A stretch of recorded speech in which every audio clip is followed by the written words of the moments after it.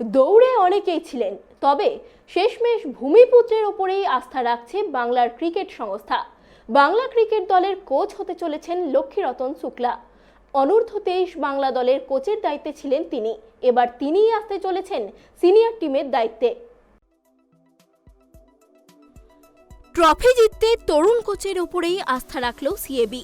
Bangla cricket দলের কোচের জন্য অনেকেই দৌড়েছিলেন, তবে ভিন রাজ্যের কোচেদের ওপর আস্থা না রেখে শেষ পর্যন্ত ভূমিপুত্রের উপরেই ভরসা রাখতে চলেছে সিএবি। ব্যাটিং পরামর্শদাতা হতে চলেছেন ডব্লিউ.ভি. রামান। বাংলা ক্রিকেট সংস্থা সূত্রে এমনটাই খবর। অরুণ লাল দায়িত্ব ছাড়ার পরেই একাধিক নাম উঠে আসছিল বাংলার কোচ হিসাবে। শেষ পর্যন্ত মনোজদের দায়িত্ব কার হাতে তুলে দেওয়া হবে জানিয়ে দিল সিএবি। বাংলার কোচ হচ্ছেন লক্ষ্মীরতন শুক্লা। সিএবির তরফে আনুষ্ঠানিকভাবে ঘোষণা না করা হলেও সূত্রের খবর এমনটাই।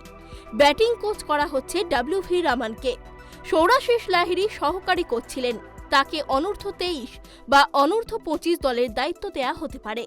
মঙ্গলবার সন্ধে 7টা নাগাদ আনুষ্ঠানিকভাবে লক্ষ্মীরতনের নাম ঘোষণা করবে সিএবি। নতুন কোচেরও সেখানে উপস্থিত থাকার কথা। এবছর রঞ্জিতে সেমিফাইনাল থেকে বিদায় নেয়ার পরেই বাংলার কোচ পরিবর্তন হতে পারে বলে শোনা যাচ্ছিল। অরুণ লালের প্রশিক্ষণে পরপর দুবার বাংলা রঞ্জির ফাইনাল এবং সেমিফাইনাল খেললেও তাকে সরিয়ে দেওয়া হতে পারে বলে মনে করা হয়েছিল। 11 জুলাই অরুণ লাল নিজেই কোচের পদ থেকে ইস্তফা দিয়ে দেওয়ায় সিএবির কাজটা সহজ হয়ে যায়। তার আগে থেকেই অবশ্য বাংলার নতুন কোচ খোঁজা হচ্ছিল বলে শোনা গিয়েছে। কে কোচ হবেন সেই নিয়ে বিস্তর আলোচনা হয়। উঠে আসে ওয়াসিম জাফর, অ্যান্ডি ফ্লাওয়ারের মতো নাম, কিন্তু সব থেকে বেশি শোনা যাচ্ছিল লক্ষ্মীরতন শুক্লার নাম, যিনি বাংলার প্রাক্তন অধিনায়ক। দীর্ঘদিন বাংলার হয়ে খেলেছেন, ভারতীয় দলের হয়ে খেলার অভিজ্ঞতাও রয়েছে তার।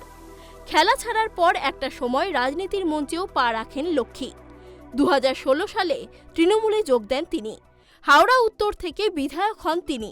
ক্রীড়া প্রতিমন্ত্রীর দায়িত্ব দেয়া হয় তাকে। 5 বছর সেই দায়িত্ব সামলানোর পর রাজনীতি ছেড়ে দেন লক্ষ্মী, ফের ফিরে আসেন মাঠে।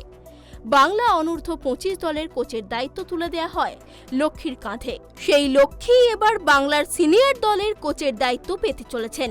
নিজে যে আক্রমণাত্মক দাপুটে মনোভাব নিয়ে খেলতেন, সেটাই বাংলার দলের মধ্যেও তিনি নিয়ে আসবেন বলে মনে করছেন সংশ্লিষ্ট মহল। Bureau report, tribe TV.